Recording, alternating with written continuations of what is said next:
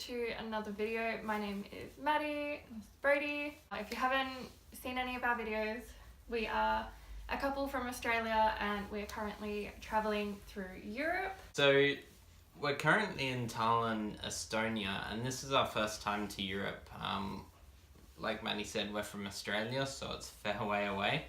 And when we were planning to come and visit these countries, we did some research and found out that there are actually some visa rules, which we were quite lucky with, but it pays to be aware. Some places like Russia, it's quite difficult to get a visa if you're not coming from your home country. But it's important to be prepared so that when you arrive here, you're not actually just sent straight back. So what we're talking about is the Schengen area. So in order to gain access to the Schengen area, you have to have a Schengen visa. Now, the Schengen visa allows you to pass through countries in the Schengen area, which is kind of the EU minus the UK and with some other additions. So when we looked at booking our Europe trip, as Brady said, we kind of came across some articles that explained Schengen, and we were so confused because we had never heard of it before. Like everyone that we knew who travelled to Europe only went to Europe on a Kentucky tour, so they went for 6 weeks and they hit up so many countries, and so they never really had to deal with this, or they went through tourism companies that would organise everything for them. So they didn't need to know. Yeah, whereas so travelling by ourselves, we need to know. We've got to be on the ball with that. Yeah, so we came across this and we thought we did a little bit more research because we needed to know what it was. And I've gone ahead and I've asked people if they are interested in knowing what it is, because we, as like full-term, long-term travellers, especially through Europe, it is something that you need to know. And a lot of people who haven't done Europe yet, they don't know what it is. So And it's important to be aware, because we're not talking fines, we're actually talking it goes on your record. So the next time you go to Europe, it could be a family trip in 10 years time. They might see that you overstayed your visa and they might actually deny you entry or place greater restrictions on you. So you've got to be aware so that you don't get that black mark next to your name. So it's something that like Maddie said, you've got to be aware of. You've really got to know about if you're doing long-term travel. So it's not like a visa that you don't go online and you don't really as for Australians, we don't have to go online and apply for a visa like you would for Vietnam or anything like that. China, Russia, those kinds of places. It does pay to check what I think it's the consulate or the embassy says. For Australians, we've got a pretty good visa policy with a lot of places. Some of the only places that we've needed a visa is Vietnam. We would to China, Mongolia and Russia. But we actually were lucky because we got a visa on arrival into Germany. Yes. So before we went to Germany, we did email the German consulate to double check everything, because we were still really confused. We did so much research, or Brody did so much research on this, and we were still really confused. So we're going to kind of break it down here, like what it is and what you need to know about it, like dates, timing, everything like that, because there's a lot. So I'll take this bit. Basically, the Schengen area makes up a lot of Western Europe and Central Europe. So from as far as Portugal to kind of here where we are now, we've got Estonia, and then down further towards southern Central Europe, you've got places like Hungary, Slovakia, Slovenia, and also Greece. So these areas make up what we call the Schengen area. So So these are Schengen countries that have entered into this agreement where they allow cross-border travel without the need to check travel documents. So as an example, we took a bus from Latvia, Riga, Latvia, to here in Tallinn, Estonia. So we're actually crossing the borders of the country, but there was no border checks. There was no border control. There was no immigration. We had to have our passports on us, obviously. Just in case. Because we were travelling across a border. Internationally, essentially. But there was no one really checking. There were no police, that kind of thing. Yeah, so you can kind of put it down to being similar as Australians for like interstate domestic travel. Yeah. It's very similar to that. Like as Australians from Perth, we can jump on a plane, we can fly over to Sydney, and there would be no customs, there'd be no border border patrol or anything like that. It's pretty much like you're traveling in the one country. That's what they're trying to do. They're trying to make travel and make like holidays in this area a lot more accessible. Especially with Europe, as it like there are so many different countries in a smaller land mass that there are a lot of people that do travel between these countries. So and do a lot of different countries in one go in a short amount of time. So to kind of make that visa process easier, they introduced this Schengen agreement. So what is the Schengen visa? The Schengen visa is basically a visa like visas.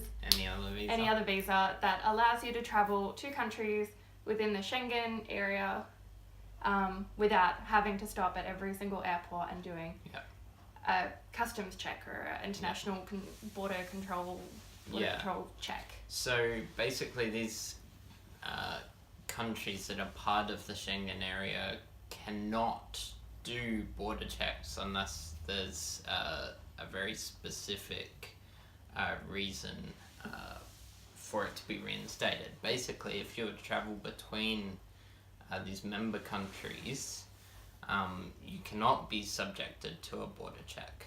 So this Schengen visa allows you to move freely, and I say that because that's exactly what it means. You can move without any checks. You can move between these areas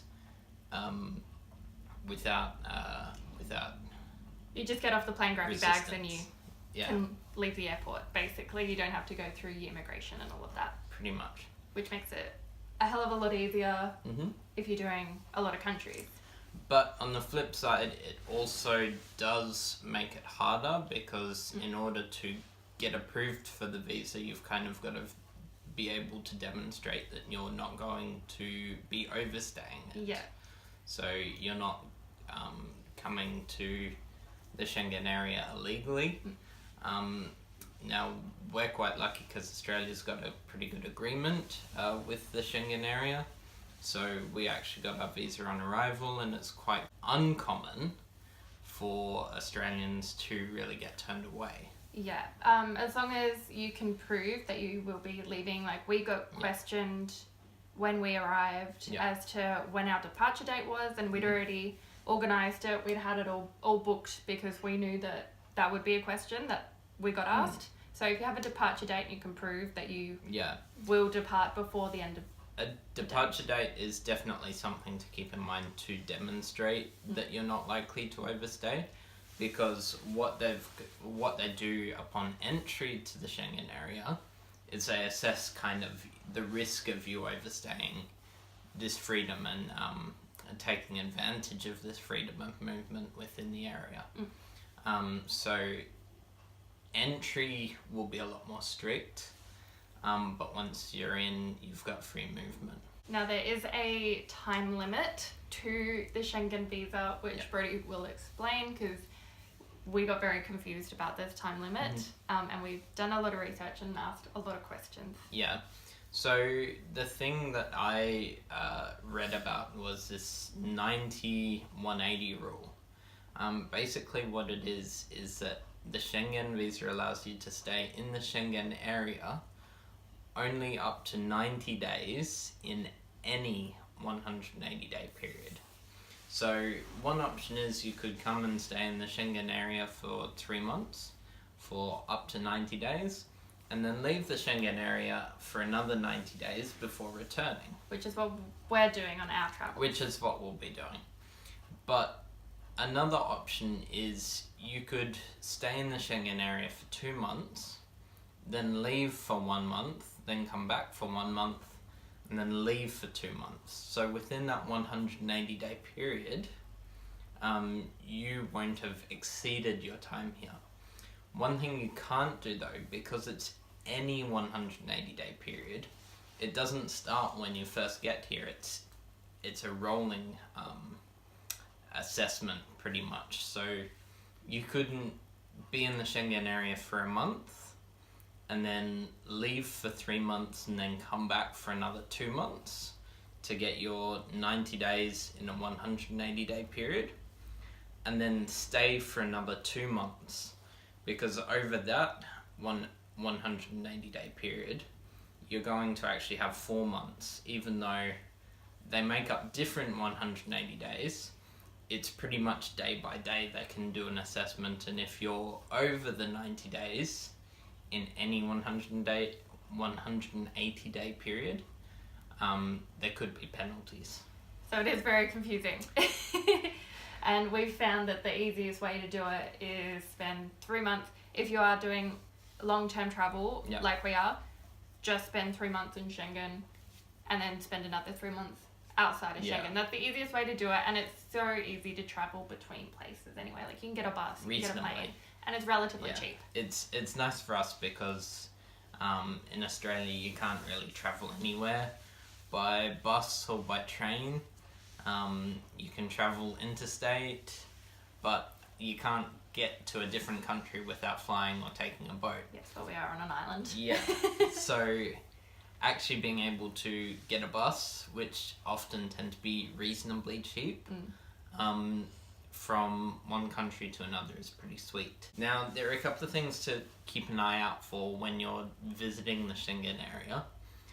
Like I said before, most of the countries that are in the EU are part of the Schengen area, but not all. An example is the United Kingdom. So we're also including, so we've got the UK and Britain, Great Britain, yeah. and the Republic of Ireland. So even though currently they're both members of the EU, neither of those two countries are actually part of the Schengen area. They've got their own separate opt-out agreement with the other member states. This is mainly because it's an island. One thing that allows you to do is, if you're looking to get out of the Schengen area, you can actually spend some time in Ireland or England, Yeah, you can Scotland, just Wales, hop over there and spend some time there. Republic of Ireland and North Ireland. Yes. And that time doesn't count as being in the Schengen area.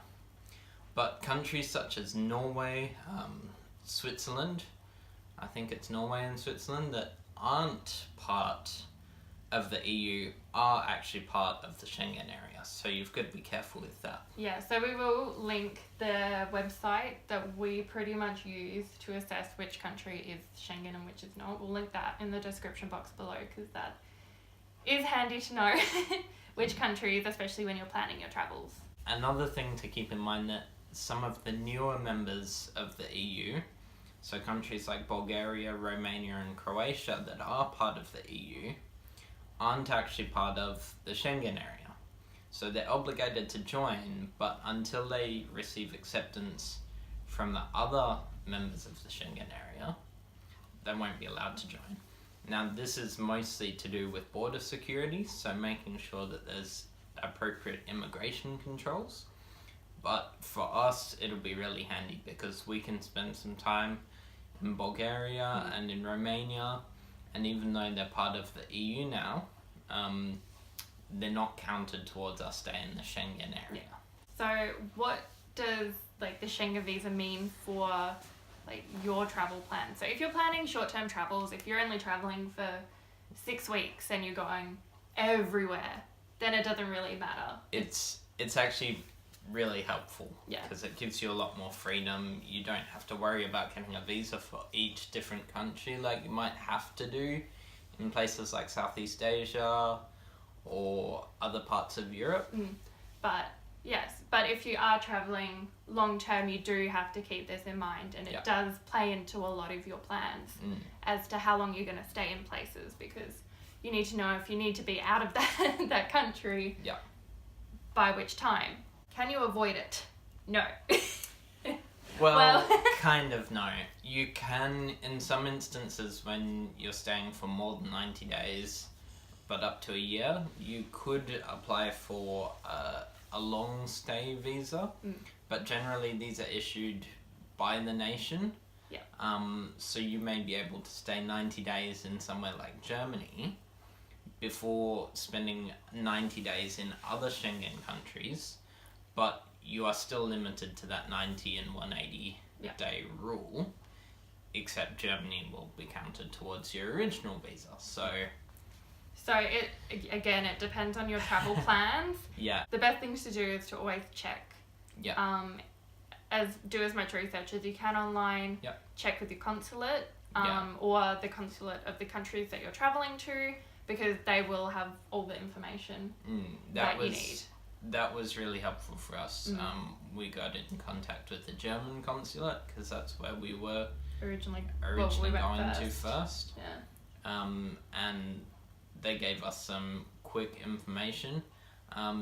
Generally, for us Australians, it's good to be able to look up things like Smart Traveller, because it does give you information about visas and that kind of thing. And I'll link that below as well. But it's a good thing to do as much research as you can until you feel comfortable that you know enough about it that you're going to be safe. So just like a final overview of everything that we've really talked about, because I think we've covered most of it, haven't we? I hope so. I think so. From what we know, I think we've covered most of what we know. So Schengen is an area that makes it that EU countries are a part of, or some countries in Europe are a part of, to make travel between countries easier and a little bit more straightforward. The visa, for Australians anyway, you don't have to apply for it. It is on arrival. We're not sure about many other places. We assume if you're European, it might be on arrival, but we're not sure. Double check with your consulate, as we said. Some places have visa-free travel, but if you're coming from somewhere like Russia, you might have to actually apply for a Schengen visa and have it approved before you get here. It does apply to people who are travelling over an extended period, who plan to spend more than 90 days in any 180-day period. You've got to be aware, because you may be in breach of the rules of the Schengen visa. And you don't want to be in breach because you don't want a little mark on your travel. Because if you want to come back to Europe anytime, you want to be able to come back. You want to know that you're going to be let in, and if you've overstayed previously, there might be some issues there. So that's pretty much everything that we've learnt about Schengen, non-Schengen area, the visa. We hope this helps. If you are planning on traveling Europe, please do, because it's amazing. We love it here. It's a little bit more expensive than Asia, but it's not as bad as Australia, so we're okay. It's a little more affordable in some parts anyway. Well, where we are at the moment in the Baltics, it's a lot cheaper than other parts, like Germany. So thank you so much. We hope you found this video insightful. And you kind of maybe have a little bit more of an understanding of what the Schengen visa is. And if you enjoyed this video, please give it a thumbs up. If you have any other information that you want us to cover or talk about on our channel, please let us know in the comments below, because we're going to start doing, I think, a few more kind of sit-down segments on kind of what we've learnt as full-time travellers. I think we really want to get into that. And please hit that subscribe button to keep up to date with all of the videos that we post, because we're currently doing our vlogs, and you get to see what we get up to on our travels. But yes, until the next video, bye. So let me sing for you, like the birds in the